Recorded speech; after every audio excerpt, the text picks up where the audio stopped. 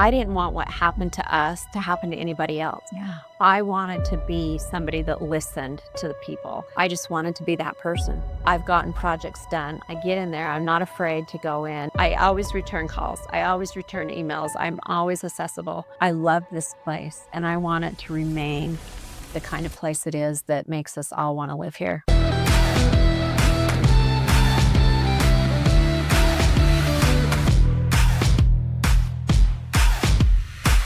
Welcome back to the Grindcast. So today we're joined by Michele Randall, the 33rd mayor of St. George and the first woman to ever hold the office. She's been part of this community since 1978, built a business here, and even battled through cancer before stepping into city leadership. As mayor, she's led on big projects like expanding the water's reclamation facility, parks, bonds, and preparing for the new airport control tower. We're going to talk about her journey, her leadership style, and her vision for the future of St. George. Mayor Randall, thanks for joining us. Thanks for having me. Yes. So tell our audience just a little bit about you. I was born in Las Vegas. And so my mom was born and raised in Enterprise. So she's a local Utah girl. Her maiden name was Staley.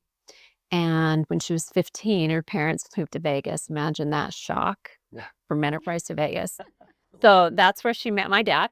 And so I was born there. And then we moved to Arizona with my dad's work for like 7 years. And they just got sick of being away from all family.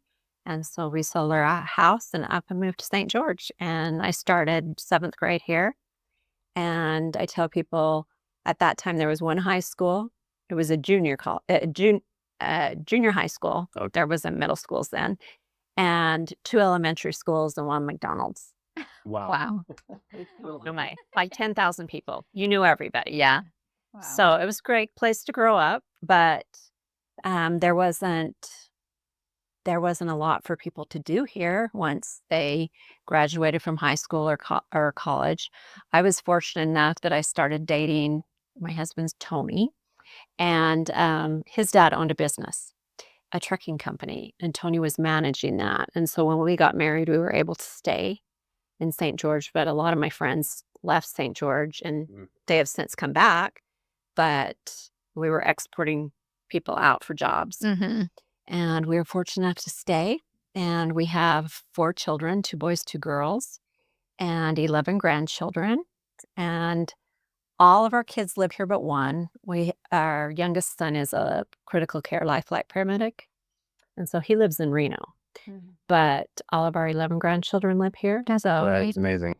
we are very fortunate. It's fun for the holidays and when everyone gets together, it's a little chaos, but we wouldn't have it any other way. That's awesome. That's always a concern of mine, like my kids, moving away. I don't want you to move away. No, and that's when people say, we got to quit growing. I'm like, well, what about your kids? Don't you want them to stay? I know, right? I'm like, I don't know if they move. I don't know what I'm going to do. I have to probably have houses in multiple locations. It is what it is. So you came over, though, when you were a teenager. I was 12. That's a bit of a shock then from... I was 12. It was a hard age, because people already have their friends and their little cliques. And I remember, crying, I don't have any friends. But quickly made friends and the friends I made, we still try and get together every so often. Right. Most of them still live here. Wow. Or they moved back. And so we'll get together and share war stories and brag about our grandkids and all that fun stuff. That's awesome. So you've lived here since in the late 70s, and then you've owned Dixie Ambulance in the past. And so what did that experience teach you about serving a fast-growing community? So in 1999, we purchased Dixie Ambulance. My husband had worked there for a couple of years. He was managing it. And the owner wanted to get out. He had done it a long time and was tired of doing it. My husband had become an EMT, and it was a passion. You either have the passion to do it or you do not. Yeah. And so we purchased it along with my parents. And at the time, we were busy, but just kept getting busier and busier. I can't even remember how many employees,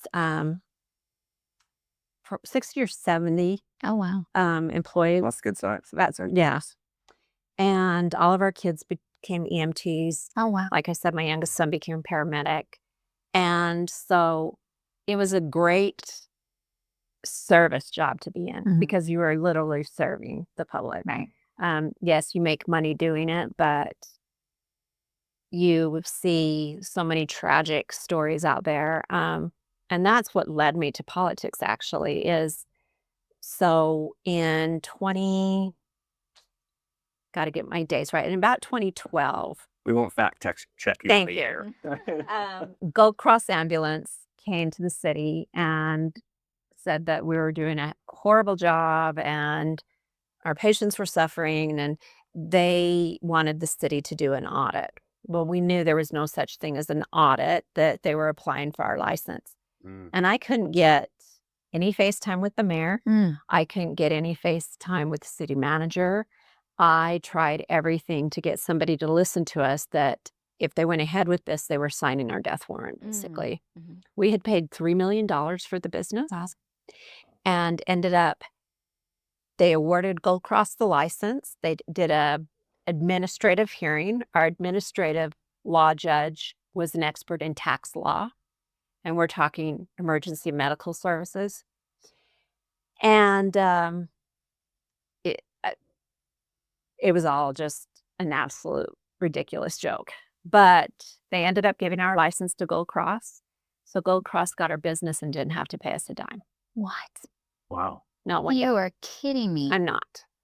And so we were in our attorney's office one day deciding if we were going to appeal to the Court of Appeals, because we were told that we would most likely win there, but we had spent so much money on attorneys up to this point.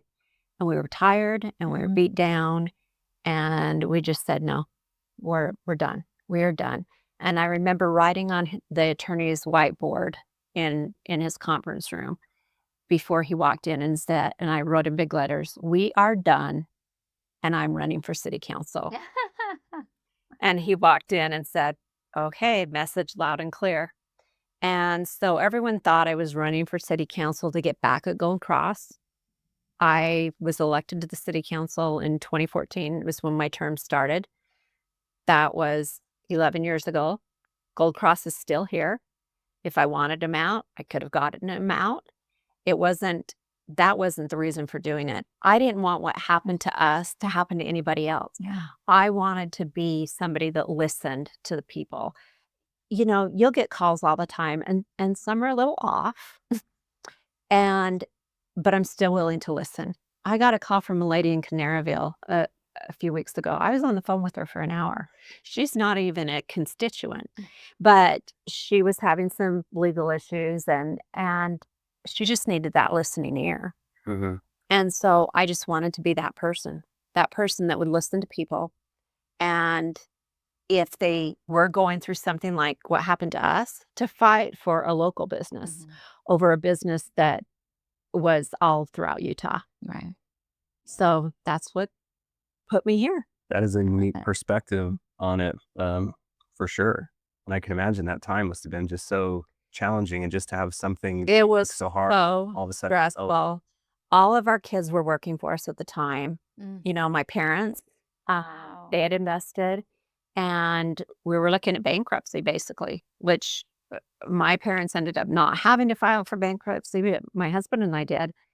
And it was, I kept saying, we're a local business. We have been here forever. And you're just going to go with a company that doesn't have any experience with paramedic services. And we had 2 complaints at the state in the whole time we owned Dixie Ambulance Service. One, the complaint was one of our employees was rude to them, and the other that they thought our ambulance was going too fast. Those were the only complaints. But I couldn't get that information to anyone that was willing to listen to me, that could do something about it to stop this fast-moving train. Yeah. And it was a tough time. We had all of our kids come over, and I said, "Listen, this can make us bitter or it can make us better. And I choose that we take the better side." Yeah. And I said, "You know what? We'll all be fine. We'll find something else." And my oldest son, he's been with St. George Police Department longer than I've been with the city. He always tells everyone, I got my job first. He's a detective and absolutely loves it. He would never have gone that direction. They were living out their dad's dream, other than my youngest son, who that's his dream as well. But my daughter has her own nail business. She does nail. I get them done for free. I said, I gave birth to you. I need a perk. Yeah. She doesn't even take new clients. She's so full. And my other daughter is a really busy photographer, makes great money, loves her job. So they're all doing things they love. And so looking back, you can say, well, it was a blessing. I mean, I was afraid maybe if we stayed with all of our kids in that business, like if my husband decided to retire, who's going to take it over? Are the kids going to fight? Are they going to end up not speaking? In the long run, it was a good thing. Yeah. But when you're in the thick of it, you're like, this is the worst thing that's ever happened. Since then, it's a piece of cake compared to other things I've had to experience in life. So Tony Robbins says that sometimes the biggest problems you have can end up being your biggest gift. well, In the moment, it doesn't. in the moment, it doesn't seem like that. Exactly. And that's a great way to look at it, because it was a gift. In 2019, you had another challenge, and that was you battled cancer. How has that shaped your outlook on leadership and then your priorities as mayor? So one thing that being diagnosed with cancer, for one thing, it's an obviously terrifying word to hear. There was no history of cancer in my family. And so I just went in for a routine mammogram. But being in the position I was in, it gave me a great platform to advocate for mammograms and early detection. And women get those done yearly, get them done yearly. And I had a friend go in. So I was diagnosed on July 16th. I remember because that's my parents' anniversary. And ended up having to have a double mastectomy the end of August. And I made it. Every terrible thing that we've gone through as a family or personally, I never try to hide from it. My only brother died by suicide in 2016. And we made that very public. And I had so many people reach out and say thank you, because suicide's such a terrifying, ugly word, and nobody wants to hear about it. And every family has been touched by it in some way or another. And that was the most devastating thing that's happened to our family. But then when I was diagnosed with cancer, I said, I have this platform where I can share my experiences, and hopefully women will go in and get their mammograms. Well, October is Breast Cancer Awareness Month. And I had a friend, she went in for a mammogram, and she was talking to the mammogram tech and said, my friend was diagnosed with cancer, and so I'm in here because, and she said, what's her name? And she told her my name, and she's like, oh my gosh, we have been flooded with women getting their mammograms because of her. And they gave her a pink water bottle and said, give this to her and tell her thank you. So being in that leadership role that I had, maybe I was able to save somebody's life by getting just the awareness out there and realizing, oh, that is something because it's something you just put off, and especially when you don't have history in your family, you're like, I'm okay, I can wait a while. And I'm really glad I didn't wait. The type of cancer I had, only 10% of women have. It grows fast. And my surgeon even said, it is a miracle that the radiologist caught this. He said, I cannot believe he caught this on the mammogram. Wow. So because the kind of cancer I had doesn't produce a lump. So I would never have detected it that way. It either grows in a straight line or like a spider. And mine was just growing in a straight line. And his eye happened to see something he didn't like and biopsied it, and away we went. But I've been cancer-free now, and no more chemotherapy drugs and just have to follow up with the oncologist still like quarterly. So Yeah, I can see a lot of people just there's no history in their family and they're feeling great and there aren't any other signs, it's like, I'm just going to put that off. yeah. But that's great perspective to remind them, like, don't put it off because you never know. Yeah, and IHC reached out to me and I did a video for them as well, that went out to a lot of people. So, you know, by being in the chair I'm in, it gives you a voice to bring awareness like that to other people. Yeah, that's Yeah, great. definitely. So obviously being a female mayor is the first female mayor in St. George is a historic thing. What's your unique perspective on what you experienced? So when I first became mayor, I was appointed the first year because John Pike, or the mayor at the time, left to go work for Governor Cox. And so the city council appointed me for a year and then I ran for election and won. And after I won that election, then you feel legit, like I'm in there. See, this is what people wanted. And so my ancestors came here from Switzerland and my third great grandparents. And it was I I got really emotional that day that they swore me in because I said they came to such a barren, horrible place. And we get to enjoy the fruits of their labors and everybody that came after them. And I just wonder if they're looking down, smiling today, thinking, they were blue collar workers, they were farmers, ranchers, they didn't, you know, make a lot of money. They had it rough and looking down, hoping they were proud of this great, great, great granddaughter they had, that she became the first female mayor, and that hopefully they were proud of the work we were doing as a city and what the city's become from the time that they came and had to encounter it in the rough, awful conditions. I would have been on the first boat. I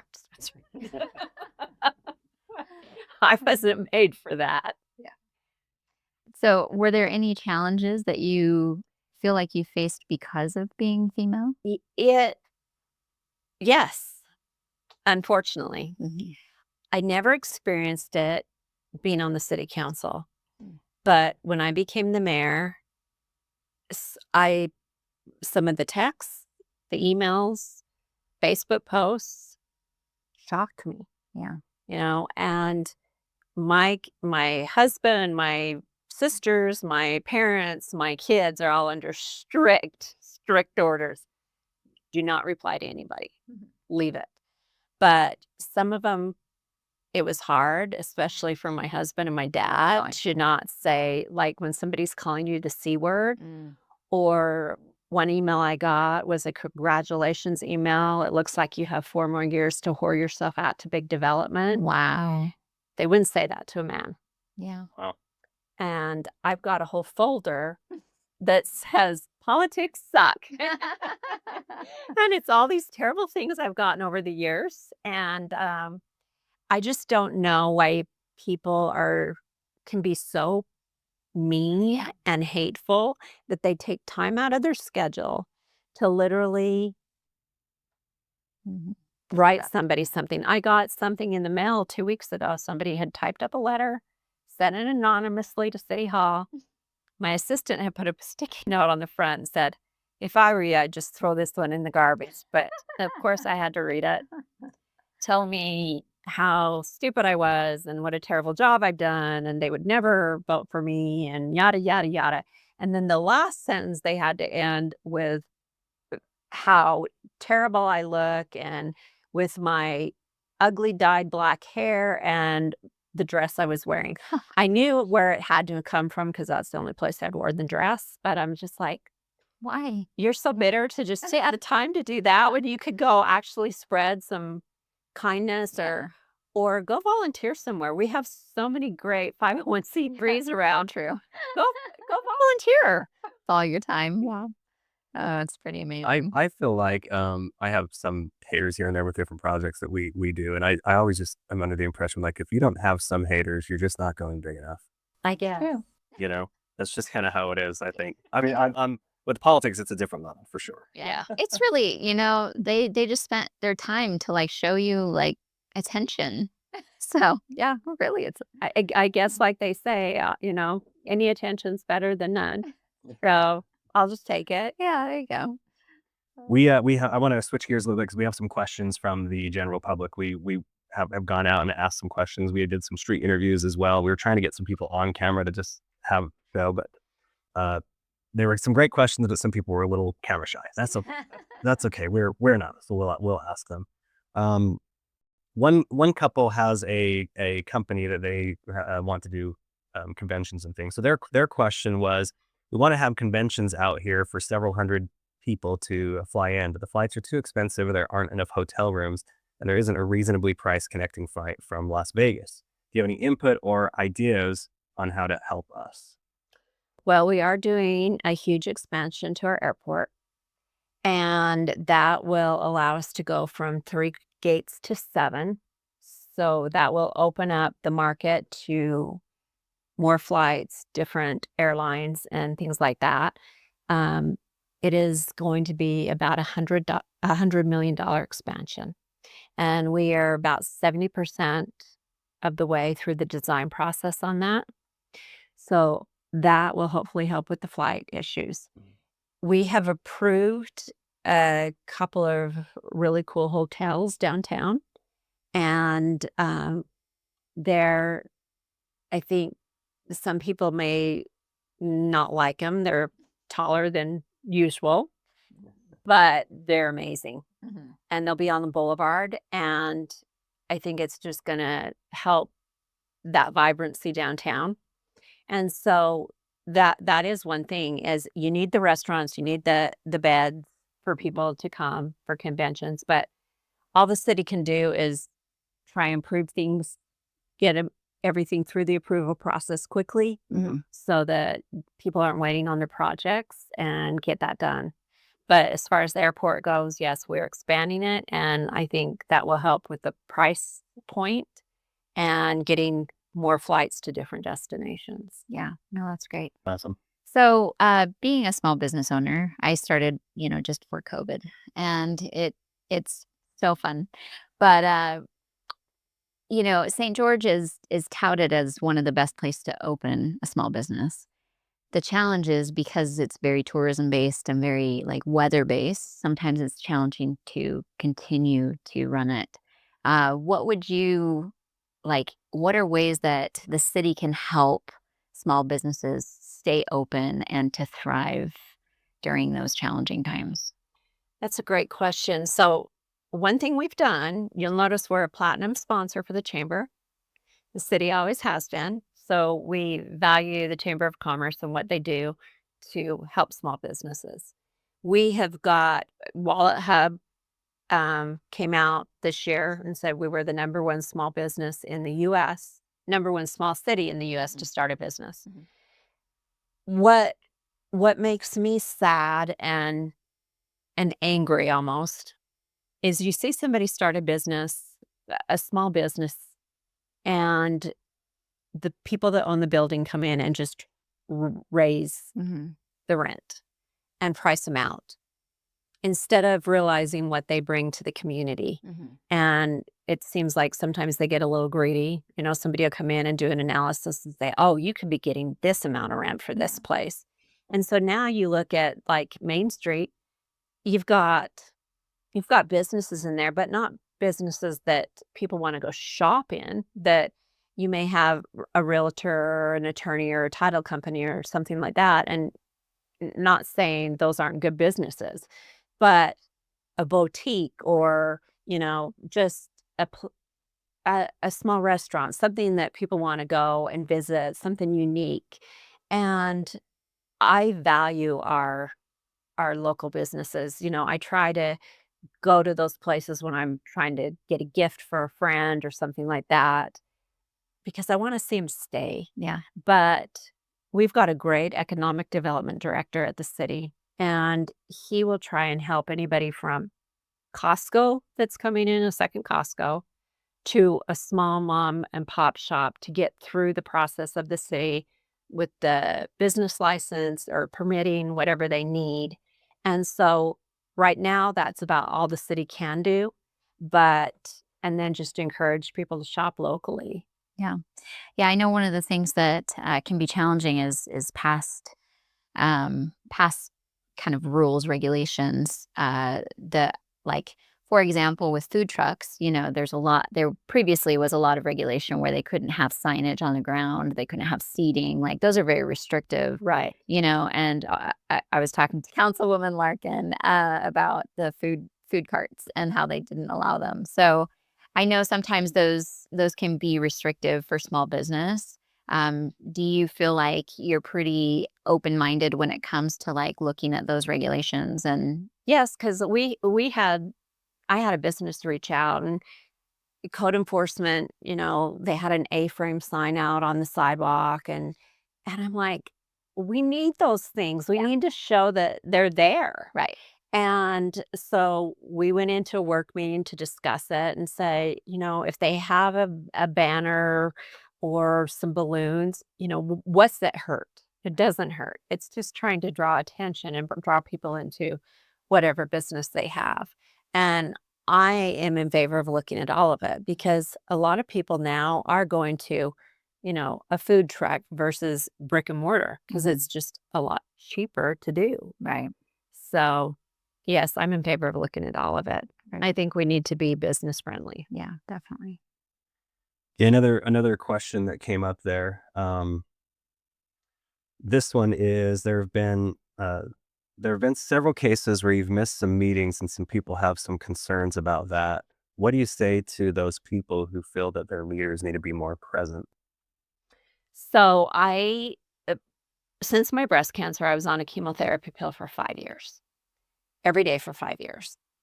And it was, it was horrible. And it affected my immune system terribly. So I caught everything. Last year I had strep throat 6 times. Oof. And so we have a mayor pro tem for a reason that if I can't be at a meeting to conduct, they're there to conduct. If I could conduct via Zoom, I would do it that way. But I've been able to be off of that medication now. It's not quite been a year. It'll be a year in November and have felt so much better. I did have to miss a couple of meetings in March. I fell. I have a nice scar on my ankle, tore a ligament, had to sit with my foot above my heart for 2 weeks. Oh. So things like that just happen. I'm human, but I have returned every email, every phone call. I have done every meeting that I couldn't be in person via Zoom, and I've kept track of that, and it would blow your mind the amount of interaction I still have with the community, even if I couldn't be there in person. But, I I just had a regular doctor's appointment yesterday just to check up, and we were talking about me being off of this drug, and they said a lot of women can't even make the 5 years because it's so Oh, hard wow. on your body. Wow. And I just knew in fact, when I went into the oncologist and I said, "Yes, I get to go off and get to go off." And he looked at me and he said, "The new studies say you should be on it 10 years." Oh. And I started to sob. Oh. And I said, "I can't do it. I cannot do 10 years." He said, "I'll make you a deal. I'll let you go off for a year and then let's reevaluate." And I said, "Okay, deal." So it's it's changed the way I feel tremendously. That's good. Yeah. Um, last one that came from our street reviews. And, I know, I wish we had some on the camera. It would have been fun. That's okay. In the past, you've removed open public comment from city council meetings. Do you feel public input is important when making decisions about the future of the city? Absolutely. But what they're talking about is um, at the first of every month, we just allow public comment. You can come in and comment on anything that's not on the agenda because if that's a public hearing, we can't just have somebody, when we open up the public hearing, they can comment. There were 2 months that got so intense we literally had a man get up and read an email that a council member had received and use the C word. And there was a group of Boy Scouts. Mm. And I was just like, you've got to be kidding me. And then the next month, it got to be one group of people versus another group of people, basically. And there was just so much hostility in that room that I said, okay, I'm pausing public comment. I paused it for 1 month. There was no council member that was against it except for Councilmember Tanner. And while I paused it, I called numerous mayors throughout the state, actually, and said, tell me how you do public comment. Tell me. Now, if they were to get up and say, you're fat, you're ugly, you're stupid, you're dumb, to me, I can take that. But when you have somebody literally get up and they said, I remember exactly, this gentleman got up and said, all gay people are a scourge to the society and belong back in the closet. Mm. While people are sitting there and I'm watching a couple of employees that I know have gay children sobbing. Mm. And I'm like, what is this accomplishing? What are we accomplishing by doing this? And I've had a lot of people say I'm taking away, free speech. And to me, it was just like, I'm just trying to tamper down the temperature in the room. And so I made all these phone calls, came back with, we'll hear from 10 people. You get 2 minutes. We've never had more than 10 people come since then. And no one's ever come to say anything horrible or disparaging about another person. They've actually come with things that the city can do something about. Right. Like, Yeah. somebody's hitting golf balls off of some Sitla property by the airport and putting dents in our homes. That's something we want to know. Yeah. I don't need to know about your hatred of one group or another. So that's the reason I did it. Yeah. Awesome. Okay, I want to switch gears just a little bit here. Water is always a concern, of course, in St. George. What specific policies or initiatives do you believe will make the biggest impact on conservation and sustainability? So I need to tout our residents because we have not been heavy-handed on conservation. We're not going to go up to your door and say, turn those sprinklers off. We've Don't just, fill up that pool. yeah, we just encouraged people. And St. George has taken advantage of the turf buyback program with the Water Conservancy District more than any other city. And I was told at a meeting with the Water Conservancy District, it was on Tuesday, that they have we've now removed enough turf. You know how if you're laying sod, it comes in a roll? Yeah. That we could roll a piece of turf 375 miles now. Oh, well. And that's saving 125 million gallons of water a year. Wow. And St. George, even though we've added 8,000 new connections in the last 7 years, only this summer have we used more than previously. So you think about that, 8,000 new connections, and we've used the same amount of water the entire time, except for this summer. And each new connection, that's just a new home. It's a new home or a new business. Yet I think it's because people are conserving. We're putting out AMI meters, the smart meters. And so I have one at my house. I can look at my phone on an app at any time and see how much water I've used in the last hour. Oh, wow. I could see at 2:00 in the morning that the toilet was flushed because we used 1.5 gallons of water. And then I also have a smart clock for my irrigation system, and you can get a rebate for that with the Water Conservancy District. And so because it rained yesterday, my sprinklers didn't come on today. It automatically goes into just shutdown mode. If the wind's too high, my sprinklers won't come on. Oh, wow. That's great. And so I don't have to be out there adjusting the clock. It just does it for me by looking at the forecast and seeing that, oh, we got rain, so I don't need to water today. And those kind of things we're doing that's really saving water. But also the city, we've added on to our wastewater treatment facilities, spent millions and millions of dollars to do it. And that's one of the things we'll be going to is a regional reuse system. They do it in San Diego, they do it in Phoenix, they do it in Las Vegas now. And the Lake Powell pipeline is still on the table. It hasn't been removed from the table, but the reuse system can probably get up and going quicker than the Lake Powell pipeline that we've been talking about for, it feels like 100 years. Can you explain a little bit about what that reuse system is for those who? So the reuse system is, so St. George takes all the waste from Washington, Santa Clara, Ivan, and St. George, of course. And the wastewater treatment facility is down by Bloomington, south of Bloomington. So we take all the waste, which is anything you flush, go down your drains. And in fact, we've grown some great plants, marijuana plants, watermelons, different things will grow out there. And that is not a joke. Of course, we don't use them, but you think of things that people will flush down the toilet. Interesting. Right? So that water gets treated. Hold on, I want to back up a little. And I want to make sure I'm understanding this correctly. So there's been some stuff that's flushed down the toilet, but then it gets water and it starts to, it's thrown out. Or fertilizer. Yeah. That is fascinating. And it starts to grow. That's great. Those eats out watermelon. I said we could start a second business, a dispensary, but they said it's illegal, so we can't do that. Oh my God, I never. But the wastewater guys will take pictures of things before they get rid of it. So, diapers, money, everything, a lot of things get flushed. But anyways, so we treat that water to a quality that it's not drinkable, but it's safe. It's safe to use outdoors on your lawn, on irrigation.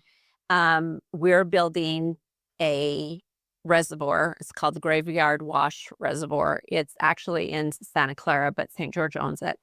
What we'll do is pump reuse water to that reservoir to store, because in the wintertime, people aren't watering outdoors. Yeah. The golf courses aren't watering. So all of our golf courses, our parks, the schools are watered with reuse water, and they're not watering in the winter. And so we're treating all of this water that's going out a huge pipe straight into the Virgin River. And the water that goes out that pipe is cleaner than the water in the Virgin River. But we're just sending it down to Vegas. And so we need to capture that water. And so Chief Toker Reservoir is currently being built. Ash Creek is our same system, but on the east side of the county. It will store reuse water. Warner Valley Reservoir will end up being bigger than Sand Hollow when that's built, and it's in Washington. And we'll be able to pump reuse water there, also mix it with drinking water, treat it to where it is totally safe to drink. I went and toured some facilities in San Diego with the Water Conservancy District and our water manager. And they had water there that people are drinking, and it's can't tell the difference from our bottled water. And it's totally up to standards and clean, that they have the capability now to treat it. And so it's called, instead of tap to toilet, because that's a horrible, or toilet to tap.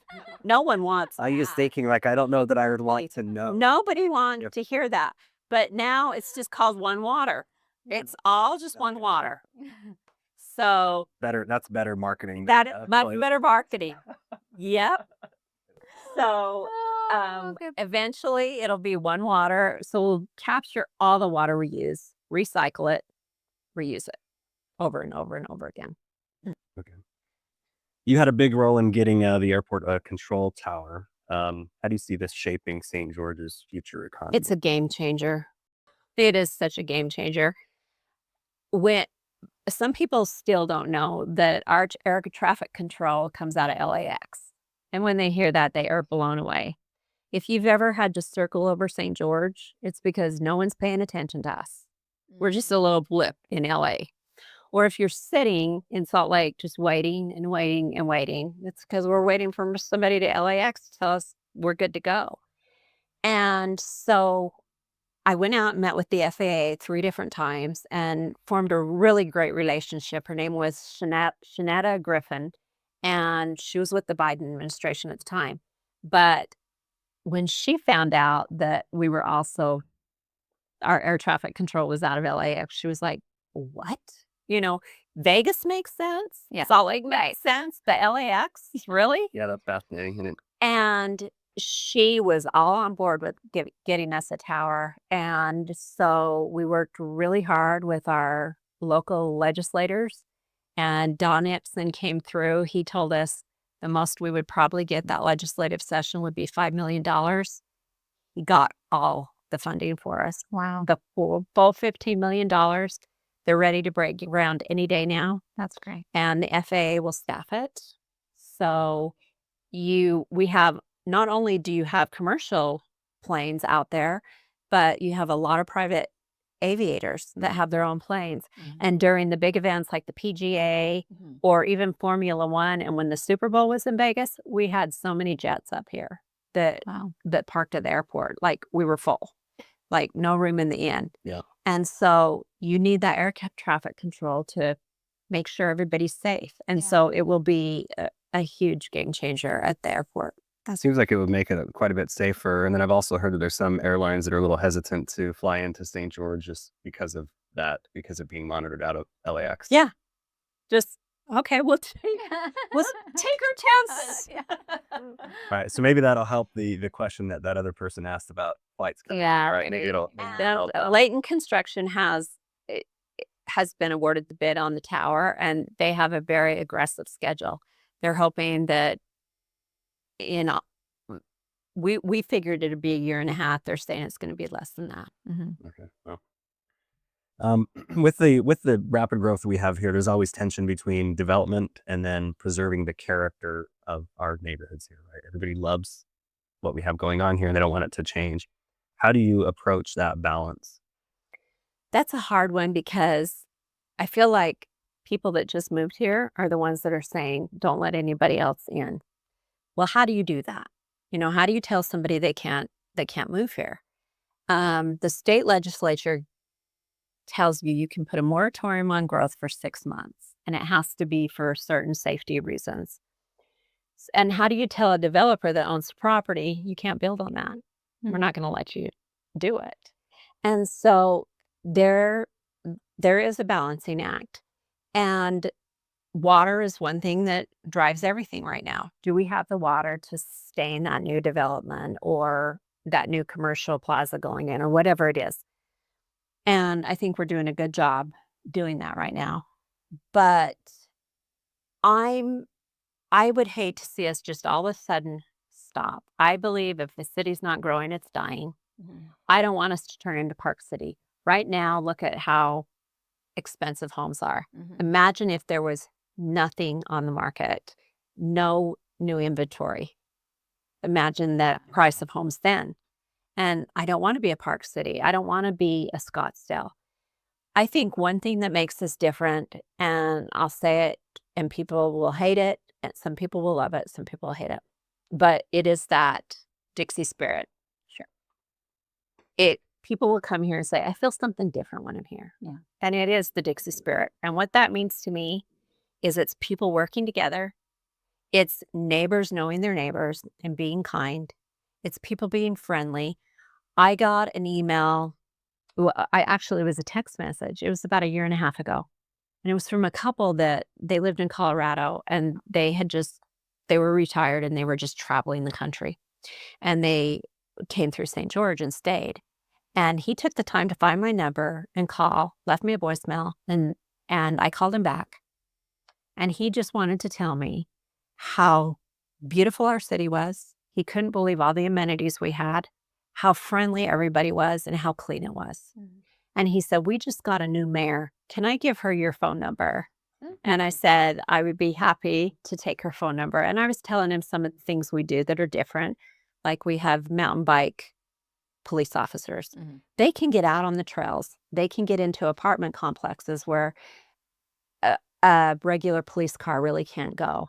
And they can monitor those things, and they can find a homeless camp and take it down and give people resources to switch point, so that we don't have just campers everywhere and garbage everywhere. And if we have a city cleanup, you'd be amazed the people that call and say, hey, we're looking to volunteer to do something. What does the city have something we can do?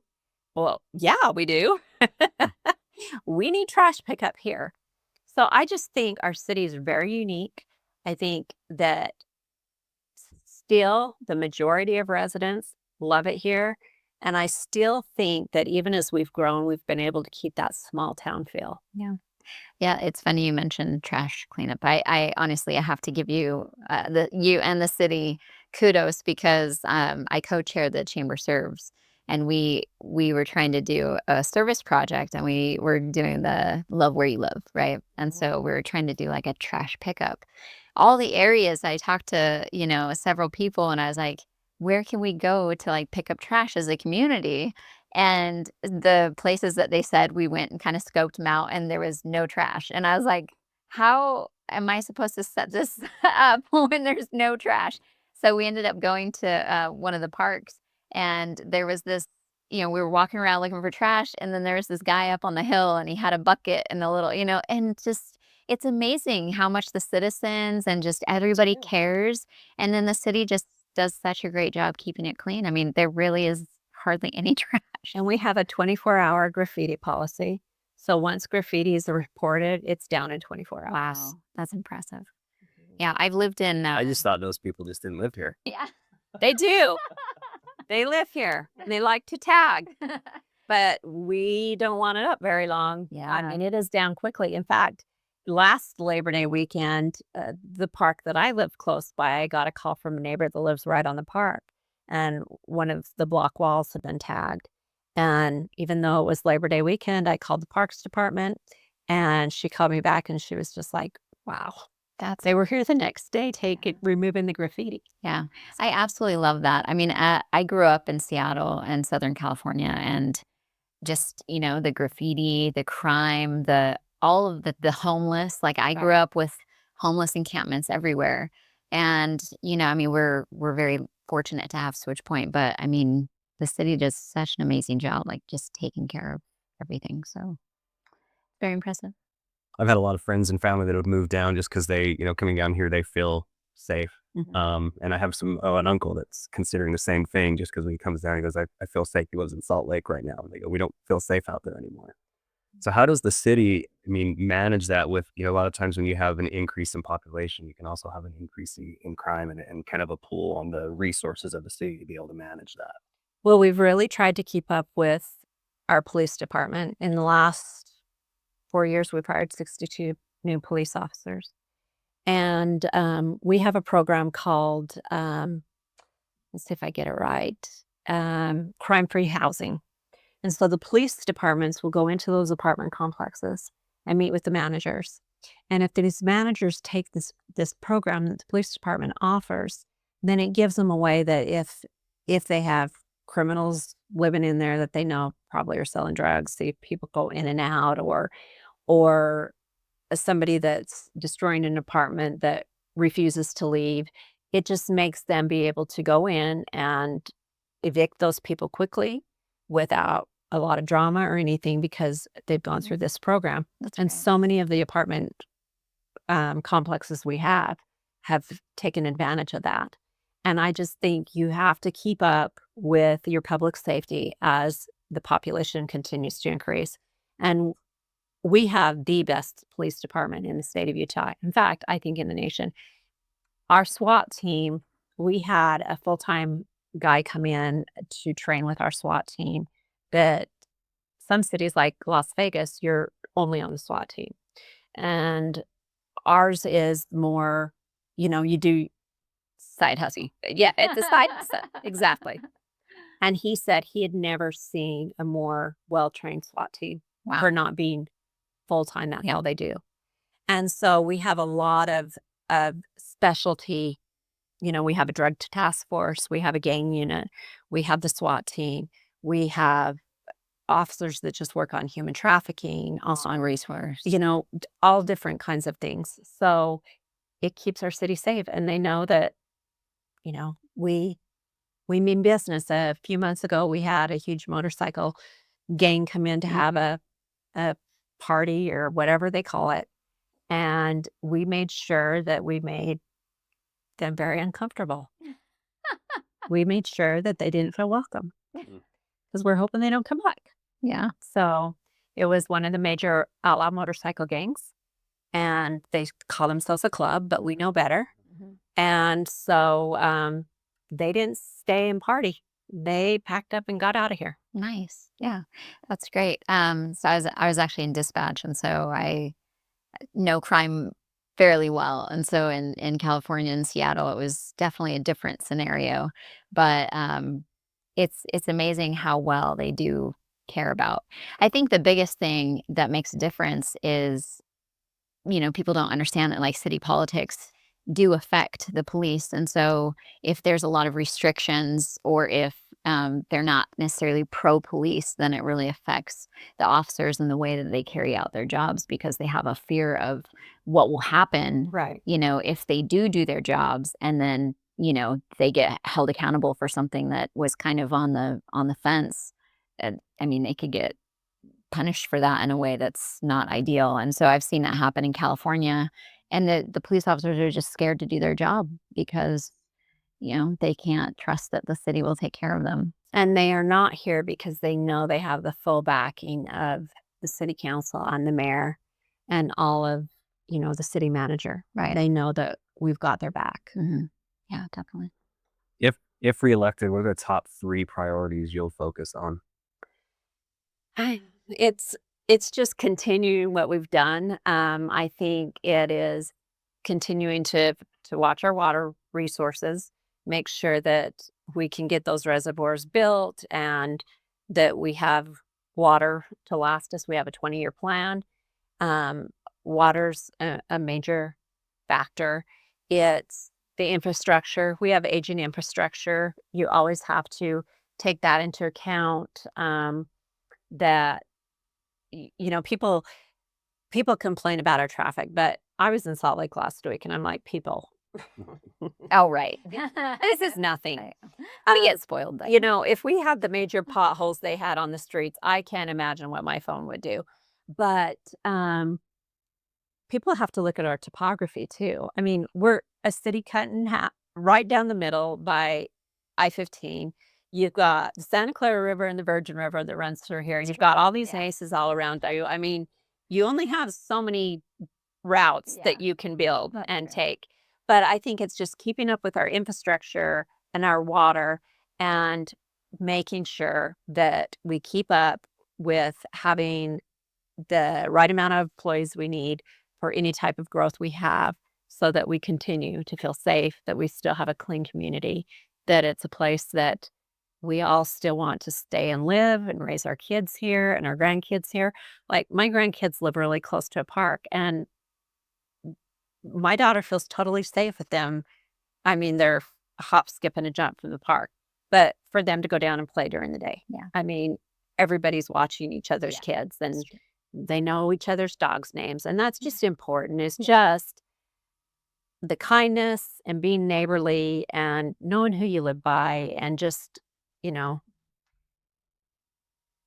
being kind, being nice, I try and lead the way doing that, and hope I set an example for others to want to follow. Yeah, we do. And we have an amazing business community. So that's another thing. But Yes, we do. so we kind of heard a little bit about your why. Going, like, everything you've been through, all of the texts, the emails, the criticism. What's your why for wanting to do it again? Because I love this place. I truly do. I mean, it's home. I don't consider Las Vegas home, even though I was born there. I don't consider Arizona home. This is my home. This is where I raised my kids. This is where my grandkids are being raised. This is where my parents will be buried. This is where I'll be buried. That's why I do it, Yeah. because I love it. I love this place, and I want it to remain the kind of place it is that makes us all want to live here. Yeah. That's my why. I've only been here for like 6.5 years, and I call it my home. Good for you. So last question here, and this is more, well, it's not so much a question, but if you were to speak directly to the voters, make make the case for 4 more years, or, what unfinished business that only, you can take care of, what would you say to them? That was I think I've been a really great leader. I think I lead by example. I also I've gotten projects done. I get in there. I'm not afraid to go in and you know, push the FAA over and over and over again and say, "We need this tower. We need this tower." And I can take credit for getting that tower here. I just I think I've done a great job the last 5 years, and I would love 4 more years to see some projects get done. I would love to see the airport expansion be finished and the airport tower be finished and City Hall be done and some of the new businesses and developments we have coming. And I will continue to be accessible to everybody. I put out my phone number every time I'm on the radio. I'll do it on the podcast, 435-632-9116. 911 from when we had the ambulance, 6 because I have 6 total in the family, including me and my husband, 4 kids. So, and I always return calls. I always return emails. I'm always accessible, and that's what I'll keep doing. Yeah. all right. Thank you so much for coming on. We appreciate Thanks you. for We had a having good me. we had a good time. So thanks so much for tuning into this special episode of the Grindcast. To see the other interviews, head to southernutahvotes.com. Special thanks to all our sponsors for their help in making this happen. And if you want to learn more about the Grindcast, please be sure to like and subscribe. We interview entrepreneurs about how they got their start and their step-by-step path to success. Thanks for watching.